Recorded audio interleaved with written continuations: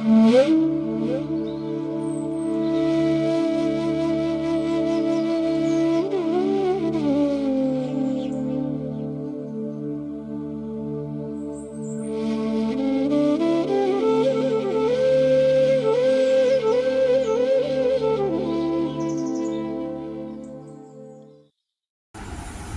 জননীং শারদাং দেবীং রামকৃষ্ণং জগদ্গুরুং পাদপদ্মে তয়ো শ্রুত্বা প্রণমামি মুহুর্মুহু।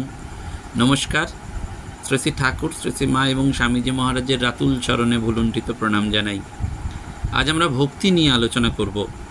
সৎকথায় প্রতিদিনের মনন ধীরে ধীরে 800তম পর্বের দিকে, যদিও এখন অনেকটা যাত্রাপথ বাকি, তবু এগিয়ে যাচ্ছে আপনাদের অসীম সাহচর্যে। আসলে আমরা সবাই তো ভগবানকে ভালোবাসি এবং সেই ভালোবাসাতেই আমাদের একটা অফুরন্ত আনন্দের স্রোত আমরা হৃদয়ে অনুভব করি। গীতায় ভগবান ভক্তের পরিচয় দিয়েছেন একটি মাত্র কথায়, যৎ পরম, অর্থাৎ আমি তার পরম, ভালোবাসার আসল বস্তু। আর আমার প্রতি সমগ্র প্রাণের ভালোবাসা যার, বাইরের সব আসক্তি তার তো খসে পড়বেই। তাই তিনি জানাচ্ছেন মদ্ভক্ত সঙ্গ বর্জিত, অর্থাৎ ভক্ত অনাসক্ত, নিরুদ্বেগ, কারণ সে মত পরম। এটি সার কথা। আমি ভগবানকে ভালোবাসলে বাইরের কোনো টান, বাইরের কোনো উদ্বেগ থাকবে না। মদ্ভক্ত সঙ্গ বর্জিত, তাহলে সব ছেড়ে দিলে কি থাকবে? ঠাকুর বলতেন নিষ্কাম অমলা অহেতুকি ভক্তি, তমেব সর্বং মম দেব দেব। তাকে কেন ভালোবাসি? না তিনি বলেই ভালোবাসি। তিনিই যে আমার সত্তা, তাঁর ভালোবাসা ছাড়া অন্য কিছুতেই যে আমার অন্তর ভরবে না, হৃদয়ে জুড়বে না। সেই জন্য আমরা তাকে ভালোবাসি। তাই ওই আছে না, পথের ধুলায় বসে ভিখারে হৃদয়ে করে হায় হায়, নাহি পাই তবু চাই, সেও ভালো সেও ভালো। এবং এই ভক্তি নির্ভরতা আনে। দুটি খুব গুরুত্বপূর্ণ কথা, যে করে আমার আশ, করি তার সর্বনাশ, তবু যে না ছাড়ে, হই তার দাসের দাস। আর একটা, ভক্তি নিয়ে উঠলে মেতে হতেই হবে লক্ষ্মী ছাড়া, ভক্তি আনে নির্ভরতা, জীবন মূলে দেয় সে নাড়া। তাই তো দেরি যাইনে ভয়ে তোমার কাছে, প্রশ্ন শুধাই তোমায়, ভক্ত নামে জাহির যারা, ভক্তি তাদের সত্যি আছে। শ্রী শ্রী মাও আক্ষেপ করে বলছেন, এই তো এত ভক্তি, কিন্তু ভোগের বস্তু কিছু পেলেই বলে ওঠে আ ঠাকুরের কি দয়া। অর্থাৎ সাংসারিক সুখ শান্তির নিরিখে তার দয়া এবং নিজের সৌভাগ্যের বিচার করলে বুঝতেই হবে যে সংসারই আমার কাছে সত্যিকার ভালোবাসার বস্তু। যে শান্তি শান্তিময়ের কথা ভুলিয়ে দেবে এবং যা আসলে তাকে ভুলিয়ে দেওয়ার ছল মাত্র, সেই শান্তি যে ভয়ঙ্কর অশান্তি ভক্তের পক্ষে। রাজা সুরত, রাজ্যভ্রষ্ট, শত্রু উৎপীড়িত, স্বপুরেও তার স্বস্তি নেই, সেখানেও চতুর্দিকে ঘোর বিপজ্জাল, তবু চণ্ডীতে তাঁকেই মহাভাগ, মহা সৌভাগ্যবান বলা হচ্ছে। কারণ এর ফলেই তিনি মাতৃ অন্বেষী হয়ে সংসার মোহ কাটিয়ে মায়ের আশ্রয় লাভ করলেন। কোনটা চাই সেটা ঠিক করে ফেলতে হবে। অর্থাৎ এই ভেতরটাকে, এবং মানুষের হৃদয়ের এই অন্তর্মহলটি হচ্ছে সত্যি সত্যি একটা রহস্যপুরী। মানুষের অন্তর জিনিসটা যে কত অনন্ত, সেটা কথার কথা নয়। সমস্ত লেখক তারা বারবার এটি বলেছেন যে তোমার কোটি কোটি জন্মের শত অদ্ভুত ব্যাপার যেই অনন্তে মগ্ন থাকিতে পারে। এই কোলাহলময় জগতে লক্ষ কোটি মানুষের অদৃশ্য অভ্যন্তরে অনবরত কত কি নির্মাণ কাজ চলছে। মহাকাশ অভিযানের চেয়েও অনেক বেশি চমৎপ্রদ দুঃসাহসিক অভিযান এই মোক্ষার্থীর অন্তরাকাশ অভিযান।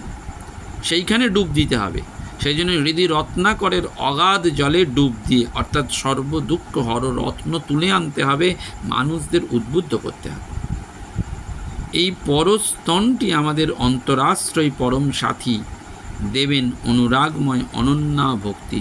তখন আমরা দেখব তিনি আমার অন্তর, তার অন্তরেই আমরা রয়েছি। যা ছিল দুর্ভেদ্য প্রহেলিকা তা হয়ে উঠল সহজ মধুর সত্য। সেজন্য যথার্থ ভক্ত কে না, যে একমাত্র তাঁর ওপর নির্ভর করে সারা জীবন কাটিয়ে দিচ্ছে। এ যেন ছোট ছেলে মায়ের কোলে বসে রয়েছে, মায়ের দিকে তাকিয়েই তার ভারী আনন্দ। তার যেন ইচ্ছা মায়ের মাঝে থাকে, মাঝে মিলিয়ে যাই, শুধু মা আর আমি, আর কিছু যেন মাঝে না থাকে। চেয়ে চেয়ে মাকে দেখতে দেখতে সে যখন আহ্লাদে আটখানা হয়, যখন আর চেপে রাখতে পারছে না, তখন সে মা মা করে নির্মল খুশির হাসিতে উদ্বেলিত উচ্ছ্বলিত হয়ে উঠছে। মায়ের কাছেই রয়েছে, মায়ের কালেই রয়েছে, ডাক কইলেই রয়েছে, ডাকবার কোনো কারণ নেই, তবু অকারণ আনন্দে অকারণ ডাক। ঠাকুরের কথা না, বাদুলে পোকা আলো দেখলে আর অন্ধকারে ফিরে চায় না। তোমারে চেনার অগ্নিদীপ্ত শিখা উঠুক উজ্জ্বলি, দিব তাহাতে জীবন অঞ্জলি। রবীন্দ্রনাথের গানের ছত্রে ছত্রে অনুপ্রাণিত হয়েছে সেটি রয়েছে। তুমি কি কেবল একটু বসতে দিও কাছে, না চাহিলে তোমার মুখপানে মন মোর বিরাম নাহি জানে। সান্নিধ্য লাভের এই ব্যাকুলতা, এটি সত্যি সত্যি যদি হৃদয়ে জাগে, তাহলে বুঝতে হবে তিনি আমাকে কাছে পাওয়ার জন্য আকুল হয়ে পড়েই আমার অন্তরে এই ব্যাকুলতাটি জাগিয়েছেন। আমাকে কাছে পাওয়ার জন্য তার এই আকুলতা জানলে তার কাছে খালি খালি যেতে, তার কাছে সমানে বসে থাকতে, চোখ ভরে তার স্নেহ মাখা মুখখানি দেখার জন্য মন ব্যাকুল হয়। ভক্তিশাস্ত্রে একে বৈমুখ্য সামুখ্যে কথা বলা হয়েছে। অন্ধকারের কীট তখন আলোর শিশু হয়ে ওঠে।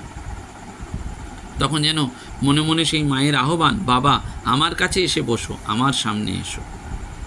We and God have business with each other, and in opening ourselves to His influence, our deepest destiny is fulfilled. William James সুন্দর করে বলছেন। সেই জন্য ভক্তের ভাবনাটি তাকে পেতে চাই, আমার জীবনে আনতে চাই, আমার করে নিতে চাই। নিঃসন্দেহে এটাই গভীর আকুতি। সংসারের এই কানামাছি ভোঁ ভোঁ খেলায় মা নামিয়ে দিয়েছেন। খেলা খুব জটিল, ভারী ধাক্কা খেতে হচ্ছে, খালি ধাক্কা খেচ্ছে।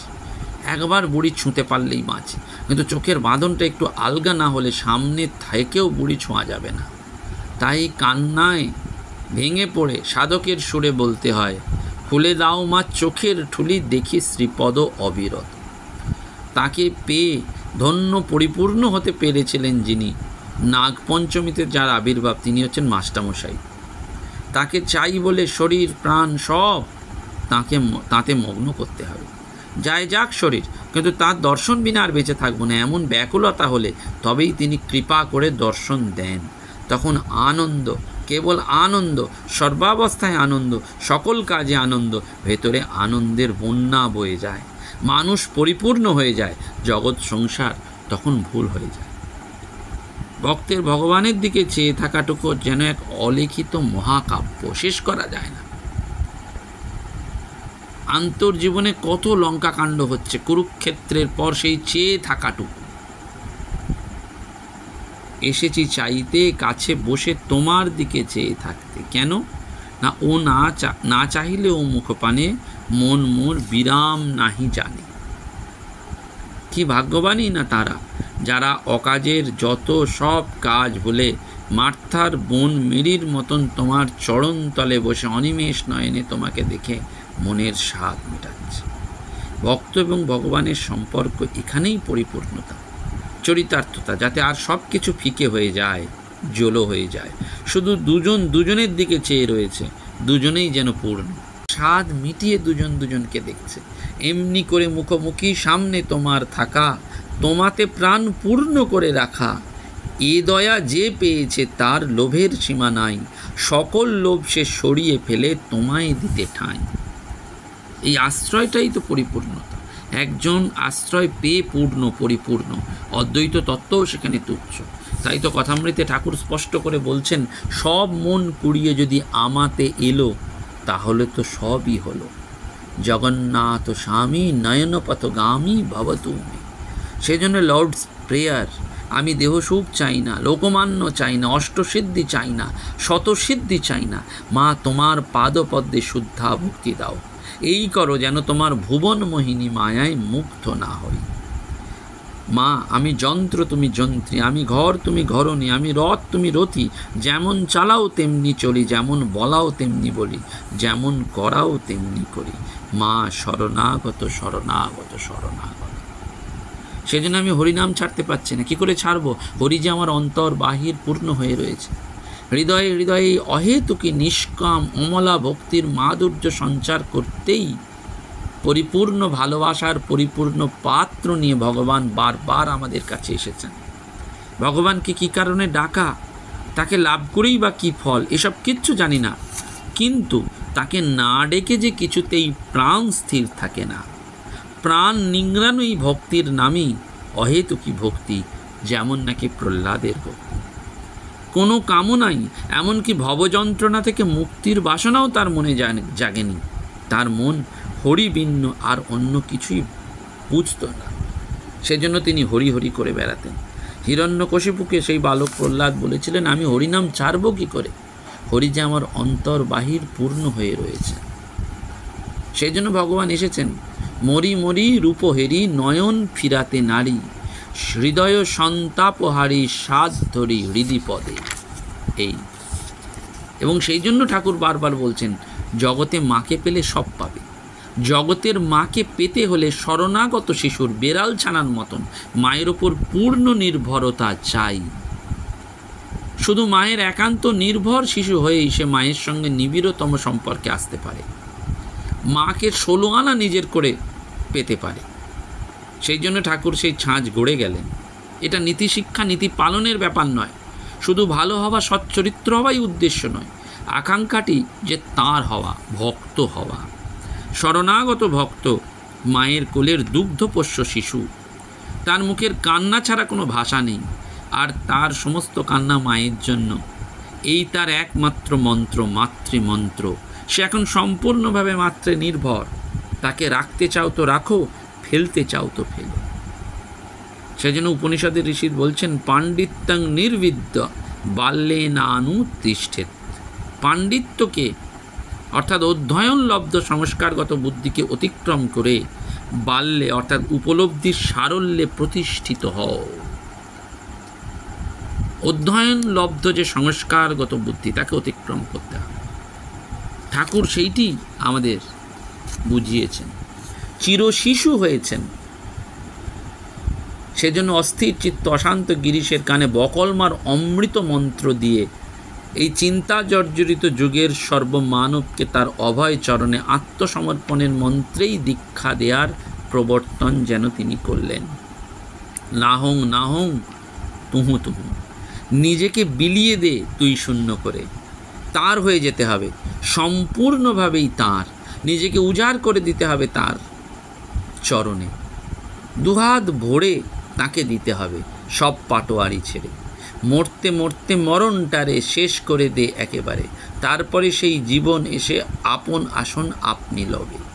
সব সময় এই ভাবটি নিজের মনে জাগিয়ে রাখতে হবে যে তিনি তোমার কাছে এসেছেন এবং সর্বক্ষণই তোমার কাছে আছেন। ব্রাদার লরেন্সেরও সেটি রয়েছে, practice the presence of god through continual conversation with the god. সব সময় তার সঙ্গে কথা বলা, সব সময় তার সান্নিধ্য বোধ করা। সেটি গীতাতে বারবার বলছেন, তৎকুরুস্ব মদর্পণম, তোমার জীবনটা আমাকে দাও। ভগবান বলছেন তৎকুরুস্ব মদর্পণম, তোমার সবটা আমাকে দাও। এবং সেই সবটা যদি দাও তাহলে মনটাকে বাঁধো তাঁর চরণে। তোমায় আমায় মিলন হলে অনন্ত হয়েছ, ভালোই করেছ, থাকো চিরদিন অনন্ত অপার। যত পাছে ছুটে যাব আমি, তত আরও আরও দূরে রবে তুমি। আনন্দময় এই সংসারে আমার কিছুই আর বাকি না রবে। নিজেকে সঁপে দিতে হবে তার কাছে। আমার মনের মানুষ জেরে আমি পেলাম না তারে, তারই উদ্দেশ্যে ঘুরে বেড়াই দেশ বিদেশে। সব মানুষের এটা গোপন হৃদয়ের কান্না। বিষয় ভোগ, যশ, খ্যাতি, প্রতিপত্তি, জাগতিক ভালোবাসা সব কিছুর ভেতরে চরিতার্থতা লাভ করতে চেয়েছি, কিন্তু নিরাশই হয়েছি।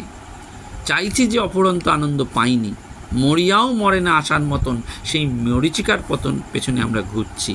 কিন্তু আসলে সেই পরিপূর্ণ ভালোবাসার পরিপূর্ণ পাত্র আমাদের সামনে রয়েছে। সেই অমৃত পাত্রর দিকে যখন দিব্য দৃষ্টিটা আমরা দেব, আমাদের সমগ্র জীবনটা যখন উজাড় করে দেব, তখন আমাদের কাছে উদ্ভাসিত হবেন তিনি। সেই জন্য ঠিক ঠিক ভক্ত হচ্ছে যে গৃহ হারিয়েও অস্থির হয়ে পড়ে না। যাদের অবলম্বন করে জীবন কাটাচ্ছিলাম এবং কাটাবো বলে ভেবেছিলাম, তারা বিমুখ হলেই সর্বনাশ হলো, আমার কি হবে, দাঁড়াবো কোথায় ভেবে মাথায় হাত দিয়ে বসে পড়ে না।